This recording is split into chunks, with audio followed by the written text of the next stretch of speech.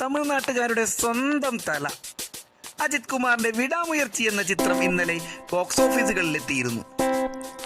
അതേസമയം ഇളയ ദളപതി വിജയുടെ ഗോട്ട് സിനിമയെ തമിഴ്നാട്ടിൽ വെട്ടിയോ അജിത്തിന്റെ വിടാമുയർച്ചി എന്ന പടം കണക്കുകൾ സൂചിപ്പിക്കുന്നത് ഇങ്ങനെ: 2 വർഷത്തിന് ശേഷം തിയേറ്ററുകളിലെത്തിയ തല അജിത് കുമാറിന്റെ ചിത്രം വിടാമുയർച്ചി ആദ്യ ദിനം ഇന്ത്യൻ ബോക്സ് ഓഫീസിൽ നിന്നത് 22 കോടി. 2 വർഷത്തിന് ശേഷം തിയേറ്ററുകളിലെത്തുന്ന അജിത് കുമാർ ചിത്രം എന്ന നിലയിൽ വൻ പ്രതീക്ഷയിലാണ് അജിത് ചിത്രം വിടാമുയർച്ചി ഇന്നലെ എത്തിയത്.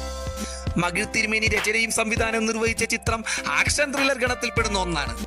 1997 പുറത്തിറങ്ങിയ ഹോളിവുഡ് ചിത്രം ബ്രേക്ക് ഡൗണിന്റെ റീമേക്കായാണ് ഈ ചിത്രം അറിയപ്പെടുന്നത്.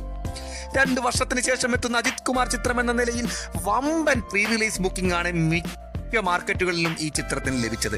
ആദ്യ ദിവസം തന്നെ ഇന്ത്യൻ ബോക്സ് ഓഫീസിൽ നിന്ന് ചിത്രത്തിന് 22 കോടി രൂപയാണ് കിട്ടിയതെന്നാണ് ട്രാക്കേഴ്സ് നൽകുന്ന വിവരം. അതേസമയം വിടാമുയർച്ചി തമിഴ്നാട്ടിൽ ആദ്യ ദിവസം കളക്ഷനിൽ 2 അക്കം കടന്നിട്ടുണ്ട്. 19.25 കോടി രൂപയാണ് വിടാമുയർച്ചി ആദ്യ ദിനം തമിഴകത്ത് നിന്ന് നേടിയത്.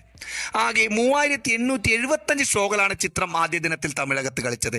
എന്നാൽ കഴിഞ്ഞ വർഷം ഇറങ്ങിയ വിജയ് ചിത്രം ഗോട്ടിന്റെ തമിഴ്നാട്ടിലെ കളക്ഷനെ മറികടക്കാൻ വിടാമുയർച്ചിക്ക് സാധിച്ചില്ല.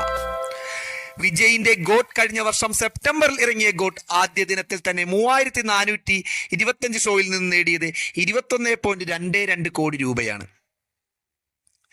ലൈക്ക പ്രൊഡക്ഷൻസ് ആണ് വിടാമുയർച്ചിയുടെ നിർമ്മാണം.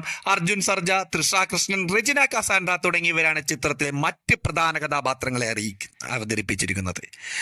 ഒരു മിക്ക സ്ഥലങ്ങളിൽ നിന്നും അത്യാവശ്യം പോസിറ്റീവ് റിവ്യൂസ് ആണ് ഈ ചിത്രത്തിന് ലഭിച്ചുകൊണ്ടിരിക്കുന്നത്.